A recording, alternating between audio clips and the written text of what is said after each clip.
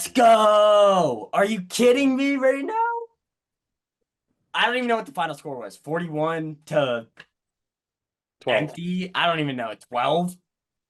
Shout out to that dude who said Auburn was going to win by 3 scores. Like, I'm coming for you. You know who you are. You probably don't follow us, but yeah, I know who you are. So, guys, real quick takeaway.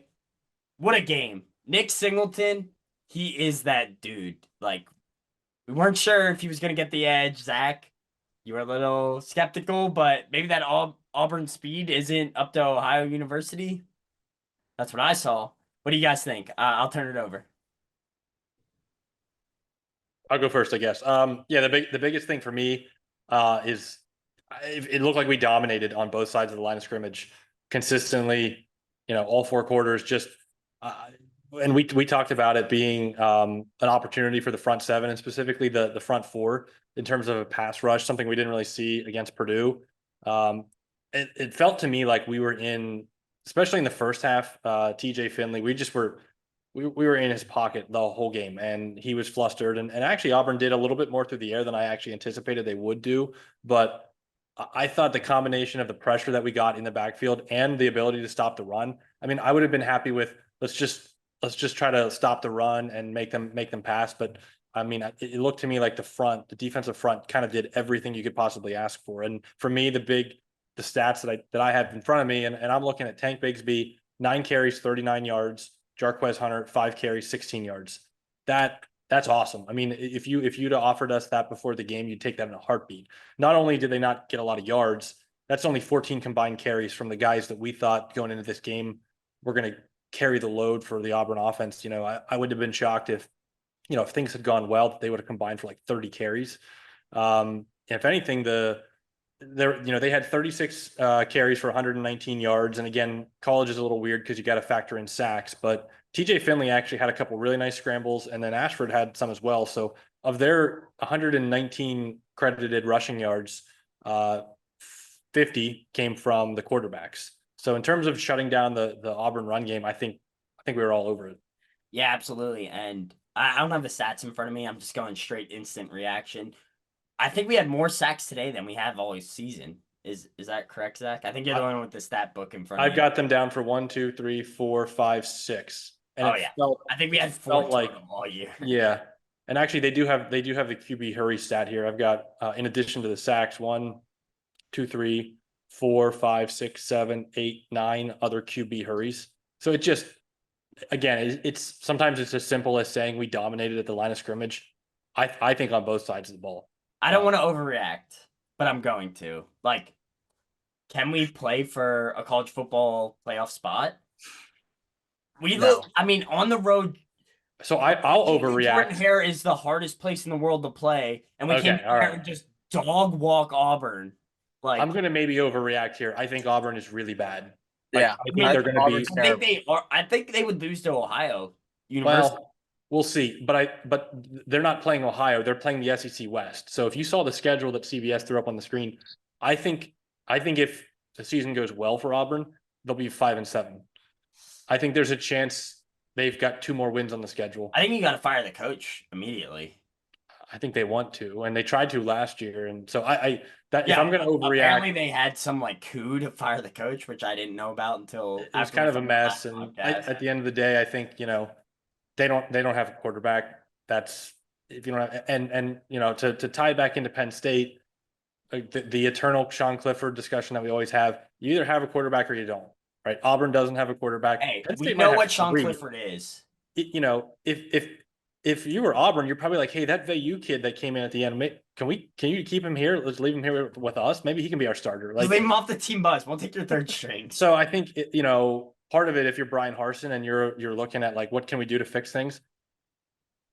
I don't know. I actually think I don't know what you can do. Like, I actually Auburn thought the is just Auburn. not a good team. I think their quarterbacks actually played. They actually made more plays in the air than I expected they would, and a lot of it was, I think, especially in the second half, Penn State, we had the lead, so we were just kind of trying to take away the big play. So they actually were dinking and dunking underneath, but I don't know. They just and it might be one of those things where it's a little unfair to point it all at the quarterbacks because I think their offensive line got dominated.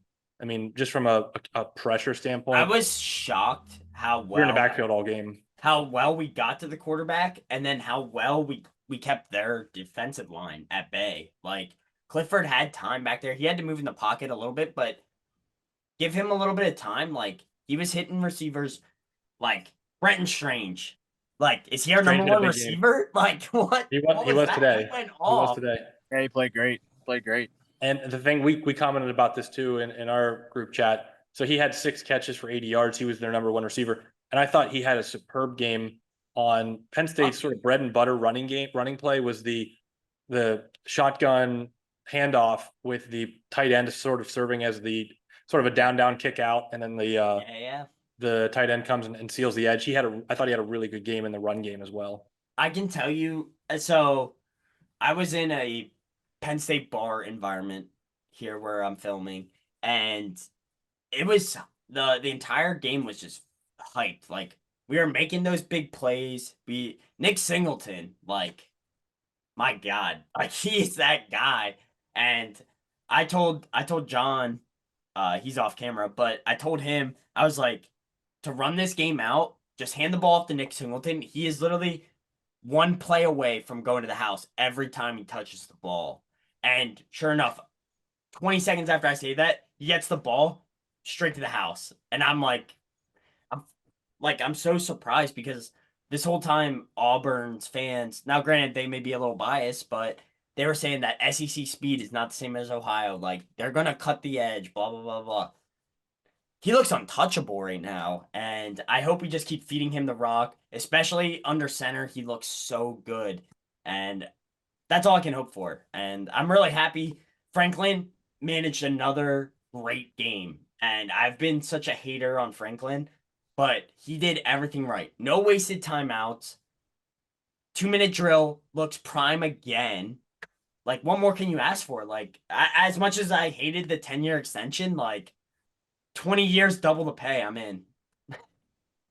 Yeah, and they clearly, from a coaching standpoint, we talked about how Auburn, we're probably going to see a different Auburn than we've seen in the first 2 weeks, just because it's a big game. And I don't really think we did, but I kind of expected that we would. But it looked clear to me that like Penn State was ready for this game, and it's one of those things where we talked about last week at Ohio being sort of a trap game where it's in between the Purdue opener and the Auburn, the big SEC road game. And it was clear that this was a workman-like win, a business-like win where they came down. And the one thing I'll say is we did have a lot of penalties. It didn't come back to haunt us, but we had a lot of like first down false They were very starts. ticky-tacky, though. Put us behind. Like, Yeah. And they weren't like, again, it didn't. the officiating end up- overall was really horrendous, in my opinion. Even, like, trying to come from a non-partisan, or I guess a partisan standpoint, like, there were some very iffy calls. The targeting on Clifford, like, that stuck out. Some PI was very soft. But there was a couple PIs that were they had the one where Johnny Dixon just sort of grabbed a jersey for like a split second, and there was a play earlier before that play where Parker Washington Clifford overthrew it, and the defender just ran through him as Parker tried to stop and make a play on the ball, and they didn't call it. But it wasn't. We didn't have to punt on third down, so that was a win compared to last year. But yeah, I guess it's all perspective. As far as SEC environment, big road game, it looked like the coaching staff. You got to really tip your cap to the coaching staff because they showed up. Correct me if I'm wrong. I don't think we turned the ball over once. We did not. They had two interceptions, 4 turnovers. 4 turnovers. So, I mean, again, if you're Auburn, they had coming into this game. So they've had 8 turnovers through 3 games, and they have not forced one. Right. Which is crazy. I mean, you just have to win the turnover battle. And so I'll turn it over to Devin real quick. Give me your 3 big things you saw. We haven't really had the old ball coach on yet, so yeah, I've been stealing all the time. Sorry, Devin. No, it's good. I'm in the mobile studio today, so it's weird anyways. But biggest takeaway for me is the play of the line. I mean, I know you guys just kind of hit on it, but I cannot believe how much our offensive and defensive line just dominated. Our offensive, like, obviously I'm huge on Nick Singleton. I have been since our first opening podcast, but the offensive line just dominated. Anytime that we wanted to run, we could. And that goes back to something we said on the podcast during our preview. So shout out to us again. But we said that if we could get a lead and force Auburn to get away from what they do best, which is hand the ball to Tank Bigsby, then it's our game to lose. And that's exactly what we did. We were in the backfield. Our defensive line made it hell for them. But every single time Bigsby got it, he ran really well. I think we had one play there that we stopped him for a loss. Every other play, I felt like he got good yardage. And it reminded me of like Saquon. He was like running for his life in that backfield. Yes, Like, so exactly. say what you want about Auburn. I'm a big Tanks Bigsby guy. Like, that dude is going to play in the NFL. Like, 100%. I don't think this hurt his draft stock at all. No. Like, I think if anything, people can see how bad Auburn's Auburn offensive line looked like a laughing stock. So yeah, totally agree. But yeah, continue.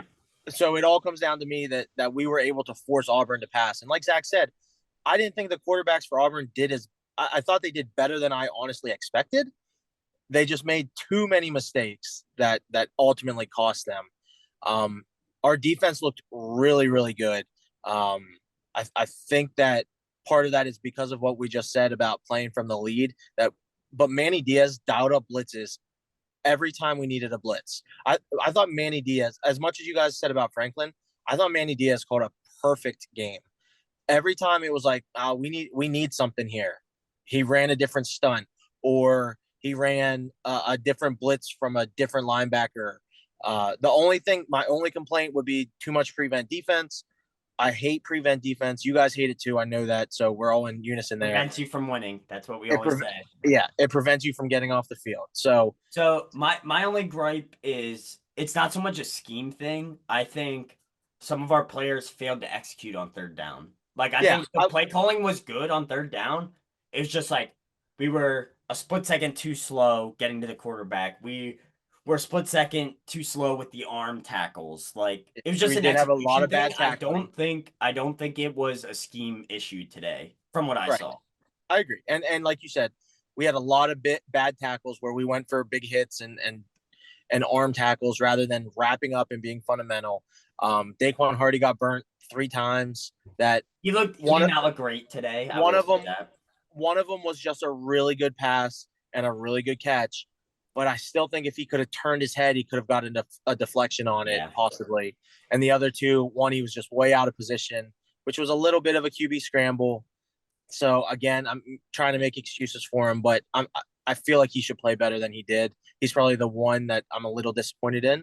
I will say King, though, like, is he our best DB? I honestly think he might be. Well, you hate Joey Porter, so probably. I feel like they really Joey Porter had a good game, but it wasn't. Yeah. And they really didn't. They didn't really go at him. Porter, so no. Didn't go at him at all. And I think completely aside here, on it too. Sorry to interrupt, but I think you guys hit on it in the precast. The turnover game was going to be huge, and our secondary came up with some huge turnovers. Like, those interceptions and fumble recoveries, like, that is what wins you games, and that is the difference between putting 41 points up on Auburn and putting 24 up. Like, it's all those turnovers. So, Zach, I'll turn it back over to you. Sorry to interrupt. Yeah, I was just going to say, getting back to Joey Porter, kind of neither here nor there, but if you watch the Purdue-Syracuse game today, Charlie Jones might be as good a receiver as there is in the country, which is kind of crazy because he might be that dude. he transferred from Iowa and they never threw him the ball. So to the extent he did torch Porter a little bit in the Purdue game, that might be because he's going to do that to everybody. But I feel like they didn't today. Auburn didn't really challenge Porter. But yeah, I mean, I think that Jordan just hit on it. The turnovers are huge. I mean, you can't win a game when you give up 4 turnovers and don't force any. And Penn State's been really good in the turnover department on both sides of the ball so far. And you can tell that defense, the way they're flying around. It's hard to gripe again when you only give up 12 points on the road, but I do feel like the tackling is still a little bit of like guys just flying around and ramming into people and not great wrapping up. And that'll continue to get better as the season goes along. I like the attitude with which guys are converging on the ball and trying to strip the ball and ball hawking when the ball was in the air. I mean, trying to think who had the first interception. I know Jair Brown had the second interception, but the interception in the first half where Finley was like getting tackled and he just kind of yucked it towards the sideline. And I was in the restroom when that happened. I can't remember if it was King or who it was. But somebody made a really. It wasn't. I don't think it wasn't just a. Yeah, it wasn't just like there's a ball, catch it. It was somebody made a really good play on the ball to catch it and keep the ball off the ground. And so just, that's what you need to see, because I think, again, we've talked about our secondary. We like our secondary. It's one thing to just be competent and not give up big plays. But if you're going to have an elite secondary, I want to see them making plays going the other way, right? That's what you're looking for. Absolutely. Devin, what do you think of our secondary? Yeah, I thought secondary played really well. I'm still concerned with going prevent. Other than that, I thought the secondary played well. Like Zach said, they're flying around. The linebackers are doing some really, really good things. Abdul Carter, he is legit. There's a reason he's wearing number 11. And oh my gosh, Zach, you texted that, and I was like, hit home for me. I was like, Yeah. he is that guy. And we kind of as a group challenged I think the whole front seven generally, but also the linebackers where we were like, Yeah. I don't know if we know who we have. And today I was really impressed. They played a lot of guys in the linebacker group. Jacobs had a good game. Abdul Carter, I think, he's going to be a stud. But Wheatley Tyler had Elston, the Kobe interception, King, Zach. Wheatley, number 6. Yep. Yeah, the But free safety. even Both our safeties had interceptions. that's which true. Is, that's a good point. That's a huge tell to the absolute lockdown that our corners had.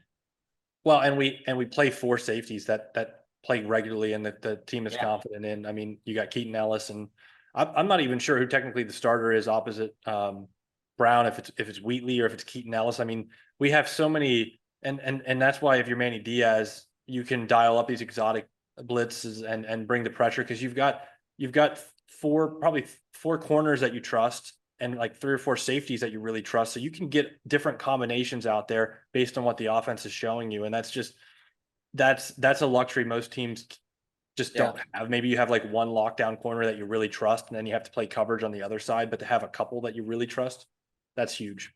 Yep. Yeah.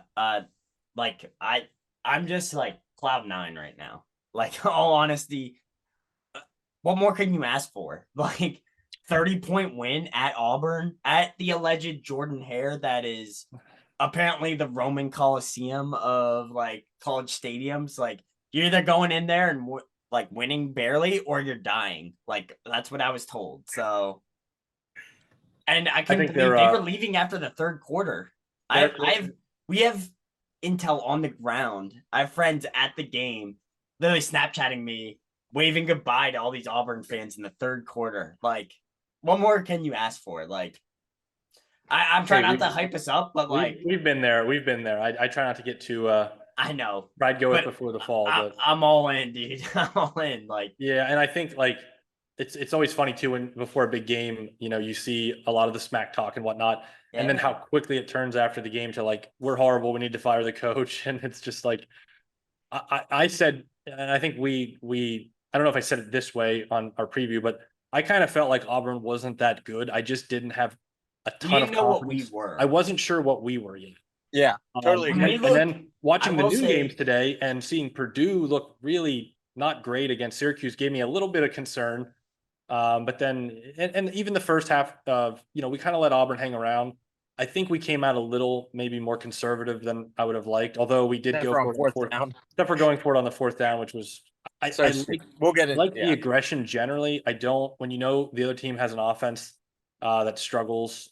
I love the go for it on 4th down. I hated the actual play call. That was my beef. Like, if you want to line up in the I form, put Tyler Warren at fullback and let Singleton run behind him, I'll take that 4th and 1 9 times out of 10. That's a tough ask because that was the very next play after Clifford got his head taken off. Yeah. It's a tough ask to tell him to go back up there and run sneak. So I think he secretly just wants to give Aller the job, but he can't. He just wants Clifford to get him hurt. Again, like I said, I commend the aggressiveness, but I just think strategically in that moment, it didn't make a lot of sense. But what really won the first quarter, because it was only 14-6 for me, is when we got in the red zone, we scored touchdowns. And although we gave up a fair amount of they had a 3rd and 20 that they converted. So that Auburn had a couple nice drives deep into Penn State territory in the first half, but they kicked field goals. And for me, going into halftime, but don't suck. That's been our motto all year. Yep. And then in the second half, for me, the key moment was they came out receiving the football at the start of the third quarter, did nothing. It may have even been a 3 and out. And then Penn State just drives down for a touchdown. And at that point, it was 21-6. But it felt like, even for us, Penn State pessimists that feel like no lead is ever safe, that felt like. I think I sent you that text literally when we scored. It felt like once it got to 21-6, it just felt with the way that Auburn runs their offense that it just felt like they wouldn't be able to get back in it. It's really a shame too, because I think when we scheduled this Auburn matchup, we were hoping they were going to be, second or third in the SEC, and they're just not that team anymore. And as much smack talk as I do against Auburn, like getting hyped up for the game, I'm a big proponent for, I want all conferences to be very deep, very good, because I think it just makes the sport so much better. So, Well, and these games are, I mean, this particular game wasn't a entertaining game to watch if you were a neutral bystander, but these types of bigger marquee Big Ten marquee SEC programs, like we should see more of those. And I think as the playoffs expand, you're going to see more of them because I there's was going to less. say that. Like right now with a 14 playoff, it's kind of like, do you want to challenge yourself too much in the non-con, because one loss can almost kill you. Once they move it to 12 teams, if you're a Penn State or an Auburn, you can make the playoffs at 9-3. I honestly think there'll be a lot of 9-3 teams in the 12-team playoffs. So there's no harm in scheduling somebody tough in the non-con. A If you beat good them, loss to a good program is just almost as good a as good loss won't hurt you. win. And if you win, it's such a boost. That way, if you don't, especially again, the Big Ten East, it's rare will be the seasons where we win the division. But if you schedule tough in the non-con, get a good non-con win, let's say lose to Ohio State and Michigan, you go 10-2 with a good win in the non-con. Like that's making the 12-team playoffs every Absolutely. year. Yeah. I mean, we saw the stats. They said if Penn State had there been a 12-team playoff, Penn State would have made it like 6 times or something. I think it was 4. I think it was 4 times. But still, like, yeah. And that's up to subjection too. Like, when we go 9-3, like we do typically most years under Franklin, excluding a few, we've had a few bad seasons, but like that's probably good enough to get in, depending on who we play in the non-con. So I'm all about it. I'll wrap up here. If you guys want any final thoughts, Devin, I'm calling you out. Dead wrong on our kicking game. Yeah, that was gonna be my last point. Was Jake Pinniger really stepped up today? I think he listens to the podcast because he was like, he had that fire in his eyes, and I swear he said like, "F Coach Devin" right before he kicked that field goal. And pregame, all the reporters were tweeting how both kickers were getting equal reps. Like Pinniger was not getting all the reps in pregame. So I think that might be standard though. But I had heard that Franklin had said, I forget the number, if it was like 50 or something. 52. Sanders said Hayak, or I'm not sure if it's right for the last name. He would be handling the long field goals. Yeah. I know the one that Pinniger made was 48. So I was kind of interested to see who would come out for that one. When he stepped up, but I was wrong. saw his face, and I was like, I told John, and this might have been a little bit of the alcohol talking, but I was like, this is straight down the middle. Like he's burying this. Like he looked like he was that dude who's stepping up and burying a field goal. And that's something we haven't seen so far from him. So maybe he just had like a little bit of the cupcake non-con, like absolutely mentality. Could definitely happened.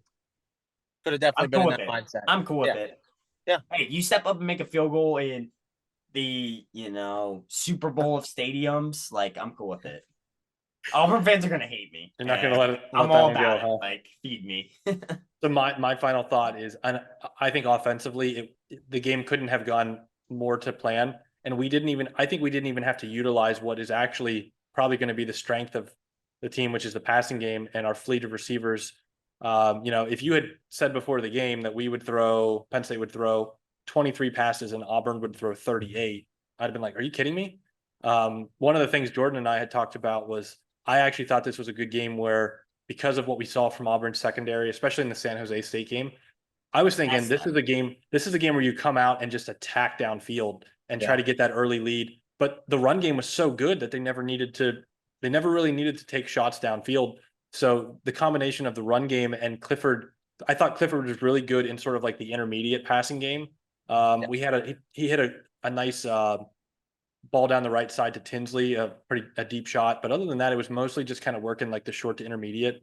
And so I think there's even more from this offense that you can see that we didn't really unlock in this game because we really didn't need to, which was, again, sort of shocking. I never would have guessed we would have run 40 times for 200 plus yards.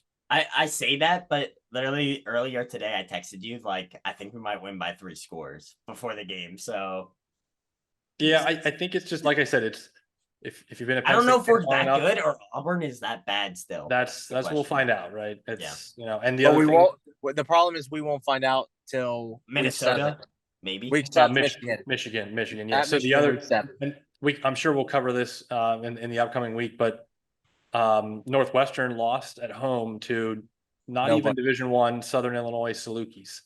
Yeah. So one of the things as I was sitting here looking at this game today, thinking about this game this morning, or especially with the Northwestern result, it's like if you can just get this one, this was sort of like a hinge point for the season. If you can get this one, you've got Central Michigan, you've got Northwestern at home, who, based on the early results, you've got to get those 2 wins. All of a sudden, you're to 5-0, and then PTSD is going to set in from last year when Penn State got to 5-0 and went on the road for. I mean, the mission. It's literally exactly the same. 5-0 road game in Iowa. Top Yeah, 14. name a better 5-0 combo. James road Franklin game in 5 Michigan. 0. Like at least this year we have a bye game or bye week in between. We do have a bye. Who knows? Who knows? It'll be interesting to see too, because and we've kind of been debating this a little bit. I don't know if we really know anything about Michigan yet. That's my takeaway. I may be biased against Michigan, and I think next week, I think Maryland has enough offensive firepower. I'm not predicting that they'll beat Michigan, but I think from the Michigan Maryland we'll at game, least get to see if Michigan's defense is for real. We'll get a sense of like, yeah, I mean, if they come out and it's another like 52-0 win over Maryland, I think then I'm gonna probably get scared a little bit. But I can't take much away from the 3 I'm just saying if we lose one game and it's to Michigan on the road, we might be in the playoff. Honestly, like I mean, I think if Penn State goes 11-1, and as long as the loss is either Michigan or Ohio State, they're in the mix. I mean, it just depends what shakes out in other conferences. I'm gonna be so upset if I get deployed and we get a college football playoff berth. Like, I mean, the thing is, so the only game left on the road that really should scare. Now, again, you can lose to anybody. It happens. You got Michigan on the road, and then after that, all of the big games are at home. Minnesota, the whiteout, the very next week, Ohio State, and then to end the season with Michigan State. Everything else, if you lose it, you got some explaining to do. Rutgers, Maryland, Indiana. It's really that first hurdle, that Michigan road game. And again, even if they go up there and lose, all is not lost, because I think the biggest pieces left on the schedule are all in Beaver Stadium, which I think will be gives you a chance. At least, like Michigan looks really good. They played nobody. They look good, but I think we can match that. You know, I don't know what Michigan defense is. So the problem is when we go up to Michigan, we can't run the ball. So I mean, if we run the ball even remotely close to what we did today, you have a chance at Michigan. The problem is when you go up there, they stuff the run and then they just unleash the hounds on your quarterback and just beat you up all game, and it makes it really, really hard. Yeah. You can run the ball, slow the game down a little bit. So yeah, I mean, it's, for me, the run game, we've talked about it every week. So obviously, as much lamenting as we've done about it, I think for all of us, that's the number one takeaway from today was, man, we just lined up and ran. And it wasn't just for me, the Singleton getting gash plays and chunk plays. It was that even Katron Allen, Devin Ford, we were getting 3, 4, 5 yards every play. There wasn't any plays blown up in the backfield. There wasn't, running backs making poor decisions and missing the holes. We were just getting a nice solid 4 or 5 yards every I wish pop. no ill will against Kevon Lee, but he shouldn't be in the rotation, in my opinion. Like, I'm sorry, like he's not bringing that true power back, or at least we're not using him like that. He doesn't have the speed to get outside. Like, I know he got hurt for a little bit, came back in. Like, I think they should just cut their losses. Let's roll with the 3 running backs. Definitely Singleton first. Should be getting at least 75% of the carries. Bring in Lee Allen when, Singleton's tired. And then we'll go to Ford if we need somebody, to be a little power back or, come out on the wheel route. See, I think Lee's still got a role. It's just a question. And worth noting, Singleton, I think he hasn't had more than 10 carries in any of the games. So I think the staff is actually trying to kind of preserve him and use him in a way that doesn't overburden him. So we can go for the Natty next year with or just like as the season progresses. I mean, he's a true freshman. He's super fast. If you notice though, I mean, and he's well built, but he's he's not like a big, huge, hulking running back, right? So Still a true freshman. right, he's a true freshman. I think with him and Allen, I think they just 6 months ago, he was in high school. right. So I think they're just like In Shillington, PA. let's give those guys plenty of opportunities, but let's not ask them to like tote the rock 25 times and just beat them up such that we won't have them later in the season. I think they want to sort of kind of keep those guys healthy, keep them safe, and use that rotation so that when we get into those Michigan, Minnesota, Ohio State, Sparty, that you've got all your players healthy. Yeah, it's no longer the 1-0, 1-0, 1-0 chant. It's depth, depth, depth. Yeah, So, and I'm about it. been I'm saying. honestly like, I'm sometimes the biggest Franklin hater, but I mean, this dude is walking on water right now for me. Like compared to how he has coached, like I am hard pressed to find a flaw in the way he's coaching right now. Like, and that's coming from a hater. So I'm trying not to get too hyped up, but Oh, you're already way too hyped up. I know, but I It's mean, like, okay. tell me if I'm wrong. It's Like fine. he has been you're fine. coaching phenomenally. So maybe we'll wrap it up with this, since it's supposed to just be like an instant reaction. With all the games not having been completed, obviously, where is Penn State ranked come tomorrow afternoon? In my ranking or in the We'll say They're in the number associate- one in Jordan's. Number one. no, not number in one. Jordan's. Not number one. in the I associated. would say, press. honestly, I Georgia. think we are the 7th best team in the country based on schedule and results right now. I think that's a fair assessment. I think that in the AP we will be lucky to be top 15, based on Purdue losing to Syracuse, based on BYU how lost. based on how bad Auburn is. Assuming people take care of business tonight that are supposed to, I think Yeah. if we're top 15, I'll be pleasantly surprised. I think we'll be like 16 or 17. Yeah, I there's just like resume wise, and Zach, I know you're a big proponent on resume. Who really has a better resume than us right now? two road wins again. Whether Yeah, Purdue or Auburn are world beaters, they're probably not, but that's big. I mean, again, talking about Michigan, it's like they haven't played a game yet. Is how I look at it. They really haven't played a game yet. I just think unless there's some upsets tonight, there's not going to be. I think enough people are going to look at the Penn State Auburn game and actually the score will kind of hurt us and they'll just take away from it that Auburn really stinks and we're not going to get the boost that we would if Auburn played really well and we won like a nail biter, one score game. So I don't know. I'm thinking And like if I'm thinking Purdue- like 17, if 18 Purdue- maybe. Yeah, if Purdue takes care of Syracuse and beats them by 30, I mean that helps Penn State a And ton. Purdue should have won that game Should have won, a couple yeah. different times. They really should have. Their but special teams let them down. It's so. Purdue, yeah. Yeah, it is Purdue. It's the Big Ten West. Yeah. And the funny thing is, just- Purdue still could win the Big Ten West. That's how wide open it is. I mean, I think Minnesota's in the driver's seat now, but I just don't see, like, from a resume standpoint, us going on the road, winning 2 big road games, which we have been murdering Franklin on his true road game wins. And now, granted, neither of these teams were ranked, but I mean, we look the part. We look like we have a great offense. We have a good coaching staff, which has been executing properly. We're doing all the things right. I mean, yeah, I just don't- I'm a pessimist, but honestly, I don't. who in the top 10 has won better games than us? I don't know how anyone could sleep at night ranking like a North Carolina State ahead of Penn State, but they'll be assuming they beat Texas It will Tech. happen. Assuming they beat Texas Tech, which that'll be a decent win. But No, they're not going to beat Texas Tech. So assuming it happens, that they'll be ahead of us. And I'm trying to think of some other examples where it's just like sometimes voters feel the need to like they start their season with a ranking and they just have to like abide by it until you lose, even if your eyes tell you somebody's not very good. So it's not worth getting worked up about because if Penn State takes care of business, they'll climb.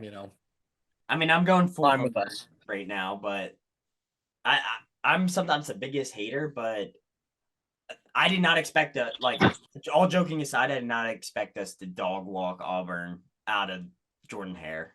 Like I didn't. Like I thought maybe there was a chance that Auburn was what we thought they might be, but to come out and just execute like that, I mean it's a big win regardless of the state of Auburn football. Going on the road in SEC country is not an easy task, regardless of who you're playing. So the Big Ten has never lost a game in Jordan-Hare. 2-0. I think 1-0. 1-0. I 1-0. think They said Did this they was have a the question at halftime? so Like, so Auburn. The question was when was the last time Auburn hosted a Big Ten team?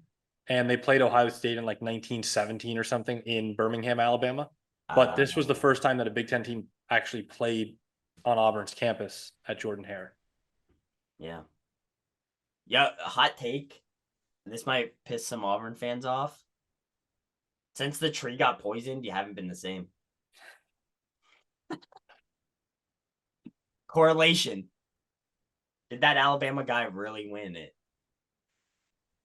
That's my question for our. I mean, for our since Cam 60 Newton, followers. I mean, they've had since Cam Newton, they had the crazy year where they kicked six, obviously, and I think that was the same season. You may remember they were playing Georgia, and there was a there was like two Georgia defenders that were both could have easily intercepted a pass, and they like bounced Who off was the each quarterback other. for Georgia that year? Jake from State Farm. I don't think so. I think it No? was. I think it was farther back.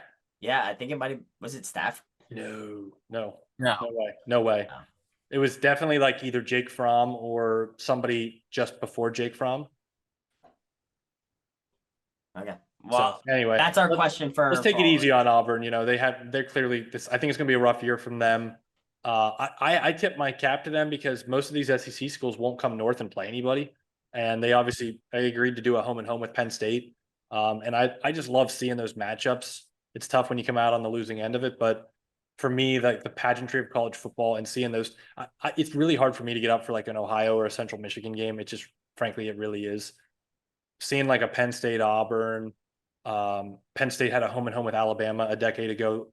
We came out on the losing end of both of those, but it was just a really cool. That was atmosphere must-watch TV though. to see Penn State play in Bryant Denny, to see Alabama play Nick Saban coach in Beaver Stadium. Like those are the matchups you want to see, and we just don't get enough of them because everybody's scheduling cupcakes. I really hope with the 12-team playoff that we do get these matches. And I know I've been kind of crapping on Auburn fans and some of their extremist fans, I'll say on YouTube, but I'll say this story a million times over. Devin and I sat next to some Auburn fans.